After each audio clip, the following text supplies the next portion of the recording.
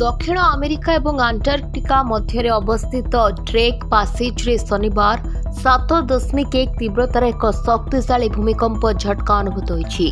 भूमिकंपटी राति प्राय 1:59 अनुभूत होइछि। नेशनल सेंटर फॉर सिस्मोलॉजी तथा एनसीएस अनुଯାୟୀ यार केन्द्रस्थल समुद्र पतन तले प्राय 10 किलोमीटर गभीरतार रहितला। रिपोर्ट अनुसार भूमिकंपर केन्द्रस्थल 60.18 और दक्षिण अक्षांश एवं 61.85 और पश्चिम द्राघिमार अवस्थित। यह अंचल दक्षिण अमेरिका और अंटार्कटिका टेक्टोनिक प्लेटर संजोग स्थल अवस्थित होइतिबारु यह बारंबार भूकंप कार्यकलाप पाई मध्य जनाशुना।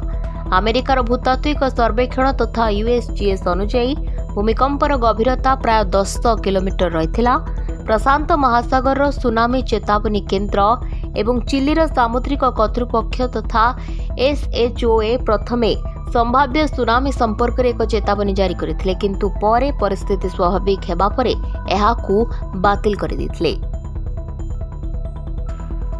ब्यूरो रिपोर्ट, दिनलिपि लाइव।